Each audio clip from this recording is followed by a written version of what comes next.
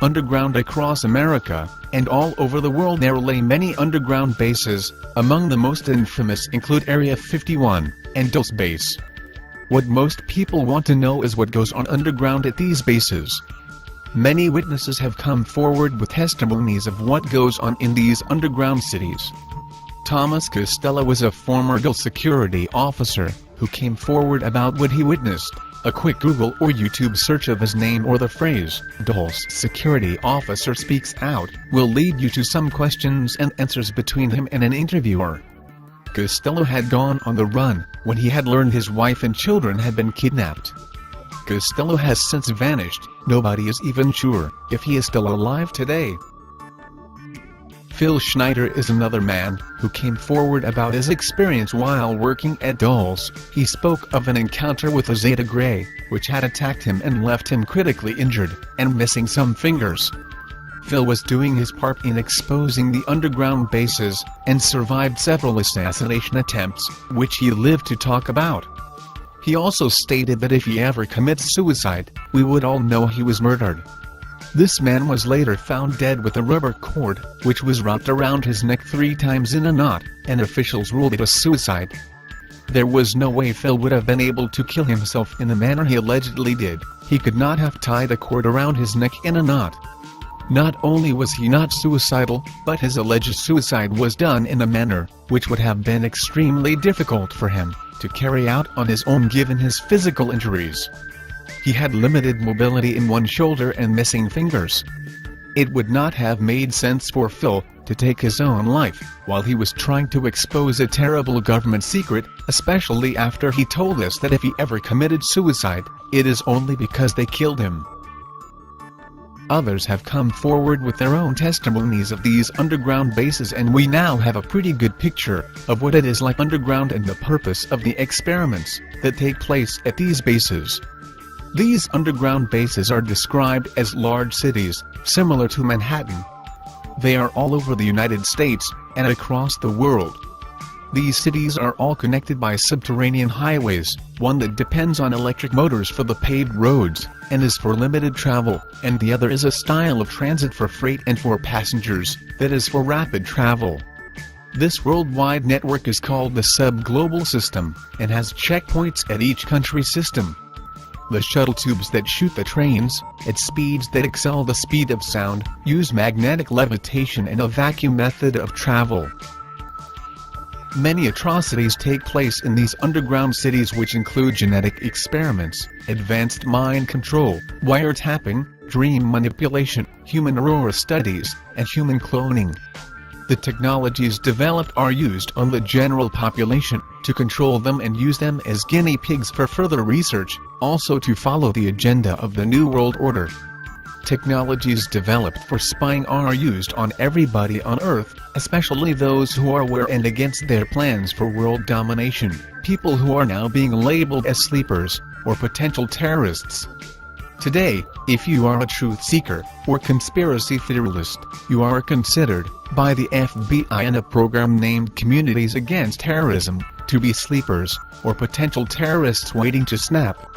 Anyone who harbors conspiracy theories are to be considered suspicious by local police officers, according to a memo from the Department of Justice.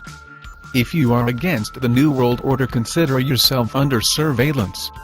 Advanced mind control is being used on everybody through news networks, television shows, movies, ads, schools, and organized religion.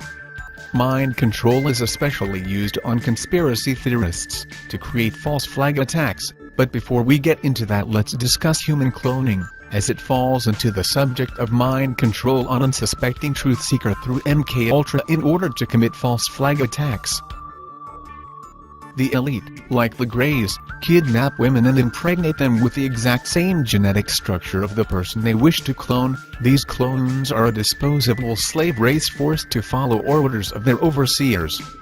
At Dulles Base there are 7 levels that go underground. In order, there are levels for security and communications, human staff housing, laboratories, mind control experiments, alien housing, genetic experiments, and cryogenic storage. Footage has been smuggled out of Dulles, footage of cryogenic tanks, and cloning centers. The cryogenic storage level is used to hold unused organic clones. The CIA has now gained the ability through technology to transfer the consciousness from one body to another. One thing to keep in mind is that our consciousness is the same thing as a spirit or soul. It is pure energy. Our bodies are organic machines, completely made up of organic materials, a biodegradable robot to house our consciousness. These clones are implanted with a microchip in the brain, possibly where the pineal gland resides, and enables a telepathic communication channel. They can detect and decode your brain waves, see and hear your thoughts. They are all under the watchful eye of one another. They live in a culture that is based on fear of each other. If one does not follow the rules, others will report him for fear of their own lives and the lives of their loved ones. These clones can be anyone. Most people you see on television is a clone. Actors, news anchors, politicians are all slaves that do nothing but follow a script and could be replaced by another at any moment. Their purpose is to live the lives of the human being they replaced and spy on civilians, especially on truth seekers, possibly kill them if given the order. They have the ability to hear your thoughts, see your thoughts, and even implant auditory or visual thoughts in the brain of the receiver. They can make you see and hear things that are not there. I believe this is where the shape-shifting phenomenon comes from. There is some truth to it. The brain is considered to be an advanced computer, the central processing unit of this organic machinery, and like a computer it has the ability to send and receive input. It is possible, as David Icke suggests, that in order to take the appearance of a reptilian being you must have enough Anunnaki DNA. The DNA may behave as stored data that is used to create the appearance of the Anunnaki. As a disinformation and double agent, it is important to be skeptical of what David Icke suggests. Someone may not need as much Anunnaki DNA in order to create the appearance of a reptilian being, possibly none at all. These clones, the slave race for intelligence agencies, play a key role in all of America's false flags. With the help of these clones, the person that commits a shooting or bombing is driven to commit these acts of terrorism through mind control MKUltra techniques. These individuals are driven mad with subliminal messages, hypnosis, drugs, death threats, dream manipulation, and harassment.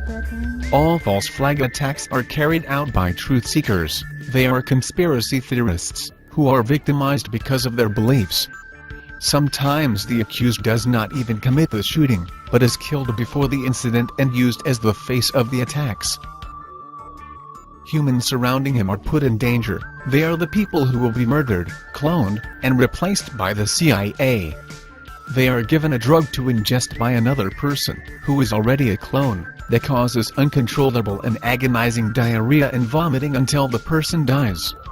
The person is then removed and replaced with a clone, placed there to aid the CIA into driving the truth seekers mad. Anyone in the area surrounding the target is doomed to share this fate. When there is a false flag, most people, if not all, are clones who have been placed there. The one who commits the attack is the only person who is not a clone of the CIA. This includes all men, women, and children. All the crisis actors that conspiracy theorists expose are in fact clones. Here are a few examples of conspiracy theorists and their so-called involvement with false flags. Adam Lanza was a 20-year-old who allegedly began a shooting spree at Sandy Hook Elementary in Newtown, Connecticut, killing 20 children and 6 staff, just after having killed his mother. Adam was not ignorant of the world around him. He and his mother were aware of the corruption and incompetence of our government. They were also aware of the Ponzi scheme, that is the US dollar, and its rapid decline. The media portrayed Nancy Lanza, his mother, as a paranoid survivalist who believed the world was on the verge of violent economic collapse. The media also claimed she was reported to have been struggling to hold herself together and had been stockpiling food, water, and guns. The Lanzas were obviously informed truth seekers, or what most people call us, conspiracy theorists. Adam Lanza had been prescribed a drug called Fanapt, which has side effects that include violence, paranoia, and delusions. I'm sure these drugs played a key role in his experience with MKUltra. Tamerlan Tsarnaev was the suspected Boston Marathon bomber. Tamerlan attended a mosque, where he met a man named Donald Larking. Donald said he and Tamerlan shared thoughts on conspiracy theories and politics. They also spoke of America and its involvement in the Middle East. Tamerlan was another informed truth seeker. Tamerlan felt he was the victim of majestic mind control, which could program him to create an alternative personality brought out by a single phrase or gesture. He believed voices were being implanted in his brain. He also told his mother it had felt like two people were inside of him. Jared Lounder was the suspect in the Tucson shooting of Arizona Congresswoman Gabrielle Gifford. Jared was an informed truth seeker, or conspiracy theorist. He was aware of our government's involvement in the bombing of the Twin Towers on September 11th. He was also aware of how the Federal Reserve starts conflicts to begin wars, and its involvement in the agenda to bring in a new world order. Jared was a fan of Alex Jones, a conspiracy theorist radio host, who was actually a CIA disinformation and double agent working for the elite. Aaron Alexis was the man who committed the D.C. Naval Yard shooting, killing 12 people. Aaron witnessed the attacks on September 11th. He may have even looked into the true story behind the attacks. One thing we know for sure is he was not fond of our government or of living in America. He must have been aware of the corruption in this nation. Friends of Aaron say he was tired of dealing with the government, and wanted to leave America.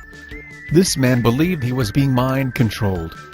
On his gun he had written, "My ELF weapon," referring to extremely low-frequency waves. He also wrote, "Better off this way," and "End the torment," on a shotgun.